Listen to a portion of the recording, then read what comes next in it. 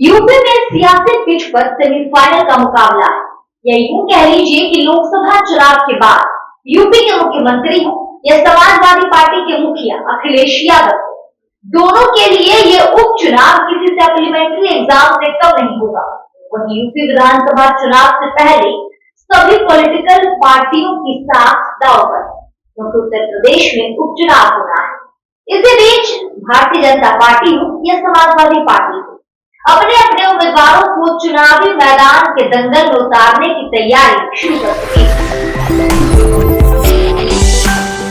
नमस्कार, मैं हुशियारा सिंह और आप देखना शुरू कर चुके हैं बीके। हरियाणा विधानसभा चुनाव परिणाम आने के ठीक बाद समाजवादी पार्टी ने उत्तर प्रदेश की 10 विधानसभा सीटों पर होने वाले उपचुनाव के लिए 10 सीटों में से 6 सीटों पर प्रत्याशियों के नामों की घोषणा कर दी। इनमें अयोध्या की मिल्कीपुर, कानपुर की सिसमाऊ, मिर्जापुर की मांझवा, प्रयागराज की फुलपुर, अंबेडकर नगर की कटहरी और मैनपुरी की करहल सीट शामिल है।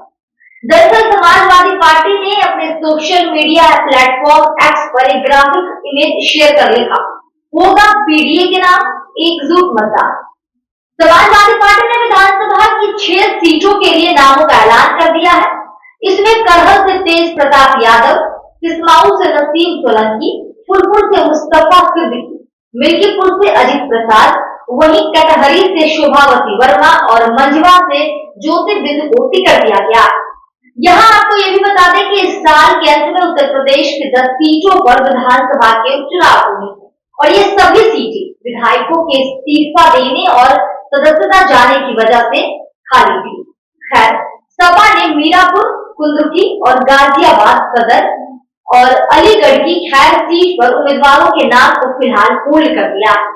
यहाँ हम आपको ये भी बता दें कि यूपी की जिन 10 सीटों पर उपचुनाव होने हैं उनमें मीरापुर, गाजियाबाद, खैर, कुंदुकी, करहल, मंझवा, फुलपुर, सिसमाऊ, मिल्कीपुर और कटहरी शामिल है।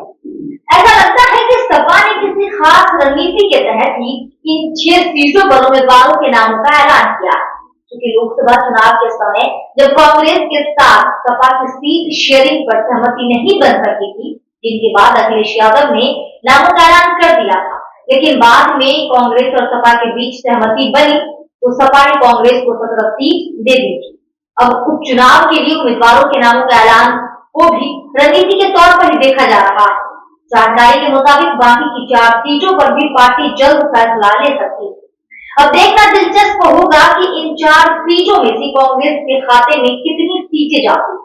हालांकि कांग्रेस की तरफ से 5 सीटों की डिमांड की जा रही है, लेकिन हरियाणा चुनाव में जिस तरह से कांग्रेस की हार हुई है, उसके बाद शायद कांग्रेस की डिमांड पूरी होती नहीं दिख रही है, ऐसा जानकार बताते हैं।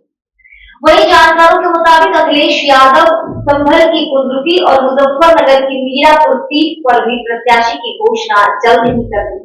इन दोनों सीटों पर संभावित प्रत्याशियों को तैयारी शुरू करने को कहा गया है। वही समाजवादी पार्टी गाजियाबाद और खैर सीट कांग्रेस को गठबंधन के नाते दे सकती है। इन दोनों ही सीटों पर बीजेपी ने 2022 में जीत हासिल की थी। हालांकि कांग्रेस फुलपुर और मंझवा सीट पर दावेदारी कर रही है। वहीं समाजवादी पार्टी के प्रवक्ता अमीर जामई ने गठबंधन और प्रत्याशियों के ऐलान पर कहा कि लगातार अखिलेश यादव ने सभी सीट पर चर्चा की और आज 6 उम्मीदवारों के नाम का ऐलान कर दिया है। पीडीएफ फॉर्मूला के तहत टिकट दिया गया है। सपा और कांग्रेस यानी कि अखिलेश और राहुल में सब ठीक है। मीडिया को इस पर कुछ बोलना या चिंता करने की बात नहीं है। बाकी सीट भी है, हम लोकसभा की तरफ ही प्रदर्शन करेंगे। इसके बाद बीजेपी प्रवक्ता ने पलटवार करते हुए कहा कि समाजवादी पार्टी जिसके साथ भी एक बार गठबंधन करती है, अगले चुनाव में गठबंधन तोड़ देगी। फुलपुर और मंझवा विधानसभा चुनाव में अपने प्रत्याशी की घोषणा कर दी है। ये साफ है कि कांग्रेस सपा का गठबंधन चलने वाला नहीं।